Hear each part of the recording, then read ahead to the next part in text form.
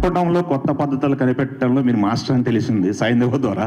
ఈ సినిమాలో ఏమన్నా కొత్త పద్ధతులు కనిపెట్టారా చంపడంలో? దాని మీద స్పెసిఫిక్గా ఎఫర్ట్ పెట్టి చేసిందేం లేదు సార్, అది ఆర్గానిక్గా అలా వెళ్తున్నప్పుడు జరిగింది. అండ్ యాజ్ ఐ సెడ్, ఈసారి we got Lee Whittaker is action choreographer, action designer for us. ఆయన రకరకాలుగా కొన్ని థియేటర్కిల్ మూమెంట్స్ క్రియేట్ చేయడంలో మాకు చాలా ఇన్పుట్స్ ఇచ్చారు. So it's different approach. చూడండి, స్క్రీన్లో చూసినప్పుడు తెలుస్తుంది. ఓకే, ఇంతకుముందు యాక్షన్ సినిమాలకి ఎన్ని బాటిల్ బ్లడ్ వాడారని అడగాలనిపించేది, ఇప్పుడు ఎన్ని ట్యాంకర్లు వాడారు మీరు సినిమాకి? మా ప్రొడక్షన్ డిజైనర్ ఇక్కడే ఉన్నారు. లేదు సార్, లెక్క పెట్టలేదు సార్. అంటే but lot of it was used. Obviously మీకు స్క్రీన్లో కనిపిస్తుంది అంతా కూడా మాక్సిమం మేము పోసిన బ్లడ్, ఇది ఆర్టిఫిషియల్ బ్లడ్ కాబట్టి చాలా వాడాము. నానిగారు, హాస్టల్ లాంటి సినిమా తాలూకా రిఫరెన్స్ ఏమైనా ఉందా ఇందులో? Which film sir? Hostel, Hollywood మూవీస్లో హాస్టల్ అనే ఒక మూవీ ఉంది. So is there any? No, this is a very different kind of a genre. It's an original, right? Of course it's an original. నానిగారు మీరు ట్రైలర్లో ఒక డైలాగ్ నానిగారు అంటే ఈ trailer చూస్తున్నప్పుడు ఎక్కడ ఒక మూడ్ బ్రేక్ అవ్వలేదు. అంటే హిట్లో మూడ్ ఏదైతే ఉంటుందో ఎక్కడ 1 సెకండ్ కూడా మూడ్ బ్రేక్ అవ్వకుండా ఉంది. మాకు అది చాలా కొత్తగా అనిపించింది ట్రైలర్. జనరల్గా ఏంటంటే చాలా రకాల షార్ట్స్లో పడుతుంటే నవ్వేది, కొంచెం లవ్ ఫీల్ ఏదో ఒక, కానీ ఒక మూడ్ సస్టైన్ చేస్తూ దాన్ని పీక్స్కి తీసుకెళ్ళారు ట్రైలర్కి వచ్చేసరికల్లా. ఈ క్యారెక్టర్ జర్నీ ఒక నానిలో కొత్త పర్సెప్షన్ ఏం ఓపెన్ చేసిందంటే ఏం చెప్తారు యాజ్ అన్ ఆర్టిస్ట్గా? కొత్త పర్సెప్షన్ అంటూ ఎస్పెషలీ ఏం లేదండి, but each character when we explore it, చేసే ప్రతి సినిమా బోల్డెన్ విషయాలు నేర్పిస్తుంది. చాలాసార్లు దిగిన మొదటి రోజే నాకు అర్జున్ సర్కార్ ఎవరో తెలియకపోవచ్చు, కానీ అది 4వ రోజు షూటింగ్కి వెళ్ళి నాకు క్లారిటీ వస్తుంది. అలా ఐ థింక్ మేము యాక్చువల్లీ మీరు చూసిన వైలెంట్ పార్ట్ అంతా మేము తీసింది లాస్ట్ స్కెడ్యూల్ ఈ సినిమాకి. సో అక్కడికి వచ్చేటప్పటికి ఒక రకంగా పూర్తిగా అర్జున్ సర్కార్గా, చంద్రముఖిలో చెప్తారు కదా, పూర్తిగా అర్జున్ సర్కార్గా మారిపోయినట్టే. బట్ అది ఎవ్రీ ఫిల్మ్కి ఒక ప్రాసెస్ ఉంటుందండి. అది ఈవెన్ అంటే ఇది జస్ట్ బికాజ్ వైలెంట్ సినిమా అని కాదు, ఒక హాయనానికి దానికి ఉండే ప్రాసెస్ దానికి ఉంటుంది, ఒక హిట్కి దానికి ఉండే ప్రాసెస్ దానికి ఉంటుంది. And everything as an artist I enjoy any process. అది మీరు కానీ ప్రేక్షకులు కానీ దాన్ని ఒక జానర్ లాగా డిఫరెంట్గా చూడొచ్చు, కానీ నాకు సంబంధించినంత వరకు అదొక పాత్ర. ఆ పాత్రని ఎంతగా నేను అర్థం చేసుకుంటే అంత బెటర్ పర్ఫామ్ చేయగలను, కాబట్టి ఐ ట్రై మై బెస్ట్ అంతే. నానిగారు, ట్రైలర్లో మీరు ఒక డైలాగ్ వేశారు సార్, అంటే యూ కాంట్ సర్వైవ్ హియర్ అంటే నా కెరియర్ బిగినింగ్ నుంచి ఈ మాట వింటున్నా అన్నారు. ఎవరన్నారు సార్ మీతో ఆ మాట? మీ పర్సనల్ అంటే ఆ అమ్మాయి అంది, మీరు విన్నారు కదా. రియల్ లైఫ్లో నేను అంటుంది. రియల్ లైఫ్లో అన్నారని మీకు ఎవరు చెప్పారు? మీ పర్సనల్ కొంచెం అలా తీసుకున్నా అంటే మనందరికీ మీ అంటే మీ కెరియర్, బట్ అందరికీ రిలేటబుల్ డైలాగ్ ఐఎమ్ షూర్. నాకని కాదు, కానీ ఎనీబడి ఇప్పుడు ఇప్పుడు మనం నమ్మే జనరేషన్ కంటే డౌట్ పడే జనరేషన్ ఇది, అవునా? అందరినీ, నన్నే కదా, ఎవరినైనా సరే. అండ్ ఎస్పెషలీ పర్టికులర్గా చాలా ఏమంటారు, ఒక కన్విక్షన్తో పనిచేసే వాళ్ళని ఎక్కువ డౌట్ పడతారు. అంటే నేను ఎందుకు అడిగానంటే సార్, మీరు దసరాకు ముందు మీరు వేరు, దసరా అనేది ఒక ఛాలెంజ్ తీసుకొని చేశారు. ఇప్పుడు దసరా తర్వాత మొన్న ఒక గ్లిమ్స్ వదిలేరు ప్యారడైజ్కి, అది నెక్స్ట్ లెవెల్. అంటే ఒక గ్లిమ్స్తోనే ఒక కొత్త ట్రెండ్ క్రియేట్ చేశారు కదా, అందుకని నేను అడిగాను. అంటే మోర్ మీ పర్సనల్గా ఏమన్నా? అదేం లేదండి, బట్ అందరికీ అది చాలా రిలేట్ అయ్యి ఎంజాయ్ చేస్తున్నారు. So we are happy. నానిగారు ఇక్కడ సార్, నానిగారు sir, first of all trailer చాలా ఇంట్రెస్ట్గా ఉంది. సో వైలెన్స్ కోరుకునే ఆడియన్స్ ఎంత ఉంటారో వాళ్ళందరూ చూడడానికి ఈగర్లీగా వెయిట్ చేస్తున్నారు. చాలా ఇంట్రెస్ట్గా కట్ చేశారు. అయితే నాని నుంచి ఇలాంటి వైలెన్స్ సినిమా వస్తుందనేది టీజర్ నుంచి చూపించారు, కానీ ట్రైలర్లో ఇంకా ఎంత తీవ్రత ఉంటుందనేది చూపించగలిగారు. కానీ బయట సొసైటీలో మంచి తీసుకునే వాళ్ళు ఎంత ఉన్నారో చెడు తీసుకునే వాళ్ళు కూడా అంతేగా తయారవుతున్నారు. ఇప్పుడు డిపార్ట్మెంట్లో ఒక పోలీస్ ఆఫీసర్గా అర్జున్ సర్కార్ క్యారెక్టర్ చేశారు కాబట్టి చెప్తున్నాను. రీసెంట్గా ఒక ఇన్సిడెంట్, ఒక సినిమా చూసి ఇన్స్పైర్ అయ్యి తన వైఫ్ని ముక్కలు చేసి కుక్కర్లో ఉడకబెట్టే స్థాయికి సినిమా చూసి ఆ ఎఫెక్ట్తో అలా చేయడం జరిగింది నేరాలు అనేది.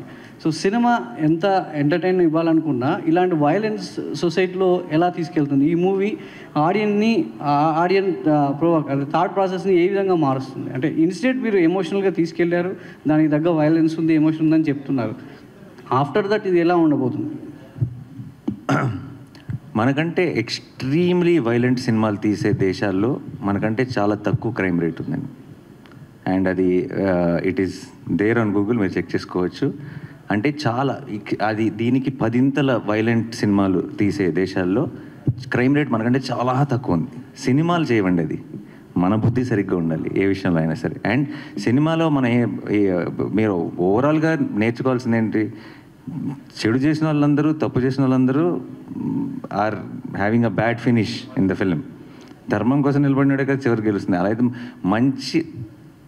అసలు సినిమా అన్నది it is obviously we have a responsibility. And ఆ రెస్పాన్సిబిలిటీ మేము అది ఎంత అప్లై చేసామనేది మీకు రేపు సినిమా చూసినప్పుడు అర్థమవుతుంది.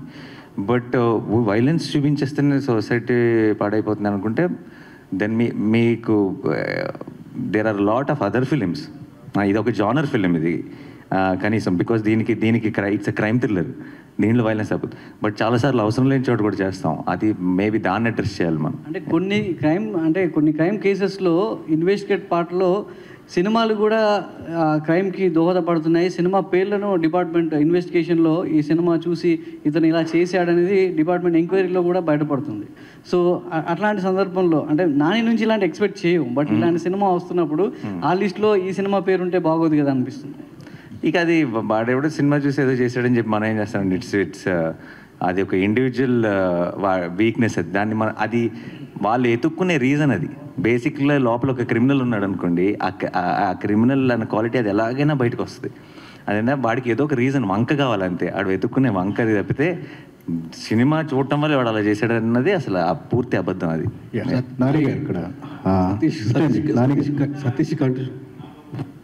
సతీష్ గారి continuation question.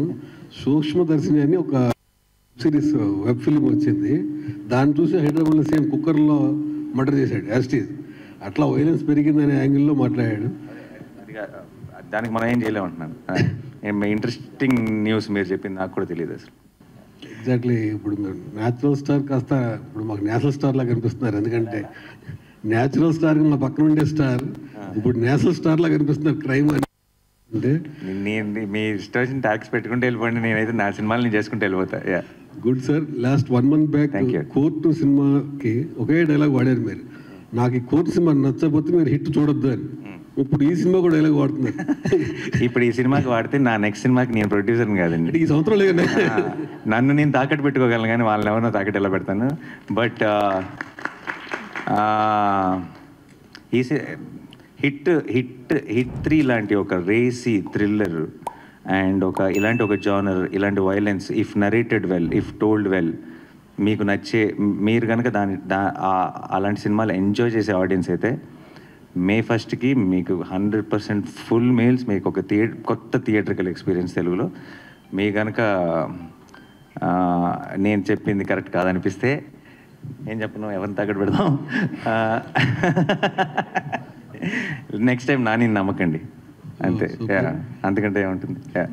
Hi Nani garu, this is Prajavani from Tag Telugu. Sir, మీ లాఠీ చూశాను నేను. సర్కార్ నేమ్ పక్కన ఒక నెంబర్ ఉంది, ఆ నెంబర్ ఏంటి సార్? అది బ్యాచ్ నెంబర్ అండి.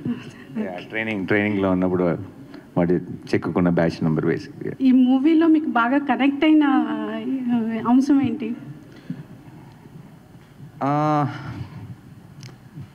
నాకు యాక్చువల్లీ ఫస్ట్ టైం శైలేష్ వచ్చి ఈ ఐడియా చెప్పినప్పుడు ఏ బీట్ పాయింట్ కూడా నేను చూసిన మన ఎలా చెప్తారు, ఒక కొత్త ఎక్స్పీరియన్స్ని ఇచ్చిందండి. అంటే వింటుంటే నాకు కొత్తగా అనిపించింది. అంటే మనం తెలుగులో కానీ మామూలుగా ఇలాంటి ఈ స్టైల్ ఆఫ్ ఈ డైరెక్షన్లో వెళ్ళామే. అండ్ ఆల్సో ఒక అదృష్టం ఏంటంటే శైలేష్కున్న advantage, because is well read basically, చాలా డీటెయిల్స్లోకి వెళ్తాడు, చాలా చిన్న చిన్న న్యూయాన్సెస్ టచ్ చేస్తాడు. And particularly crime, investigative thrillers, ఆ డీటెయిల్స్, న్యూయాన్సెస్ టచ్ చేసినప్పుడు చాలా భలే అనిపిస్తాయి. నాకే కథ చెప్తున్నప్పుడు నేను చాలా ఇంటర్నేషనల్ ఫిల్మ్స్ చూస్తాను నెట్ఫ్లిక్స్లో అవి ఇవి, నాకే కొత్త విషయాలు చాలా చెప్పాడు. అంటే సినిమా అన్నది జస్ట్ ఈ సీన్ తర్వాత ఏమవుతుంది, ఆ సీన్ తర్వాత ఏమవుతుంది కాకుండా అవన్నీ చాలా ఇంట్రెస్టింగ్ ఇన్ఫర్మేషన్తో, ఇలా జరుగుతుందా, ఇలాంటివి ఉంటాయా అన్న ఒక చిన్న వండర్తో చూసినప్పుడు ఆ ఎక్స్పీరియన్స్ చాలా గొప్పగా ఉంటుంది. అండ్ అలాంటి ఫిల్మ్స్ మనం తెలుగులో పెద్దగా టచ్ చేయం, అండ్ అది డీల్ చేసే ఫిల్మ్ మేకర్స్ మనకు చాలా తక్కువ. సో నాకు when he told me the idea I thought it was brilliant. And అది నాకు చెప్పిన దగ్గర నుంచి మేము షూటింగ్కి వెళ్ళేటప్పటికి అది మెట్టు ఇంప్రూవ్ అయ్యి అది ఏ లెవెల్కి వెళ్ళిందో నా కళ్ళ ముందు దాన్ని ఫామ్ అవుట్ అని చూశాను. సో ఇప్పుడు ఇంకా ఫైనల్ లెగ్లో ఉన్నాం, త్వరలోనే మీరు చూస్తారు. I'm very excited. సో 1-2లో మించి ఉంటుందా ఈ సినిమా? హిట్ 1-2లో మించి ఉంటుందా? 1-2 1-2లను మించి ఉంటుందా? 3 100% డెఫినెట్లీ మించి ఉంటుంది.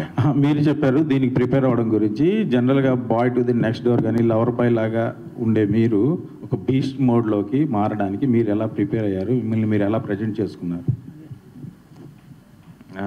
ఎలా ప్రజెంట్ చేసుకున్నాం అనేది మేము అందరం ఏదో మా ఎఫర్ట్ మేము పెట్టాం. మీరు May 1st చూసి చెప్పండి. ప్రిపేర్ అవడం అనేది I think it's a long process అండి. కథ చెప్పిన టైం నుంచి ప్రతి ఒక్క ఎలిమెంట్ మీద, ప్రతి ఒక్క విషయం మీద మా మధ్యలో చాలా డిస్కషన్స్ జరిగినాయి. సో ఒక వర్డ్లో ఇచ్చే ఆన్సర్ కాదు, but there is a lot of love and effort which went in to the making of this film.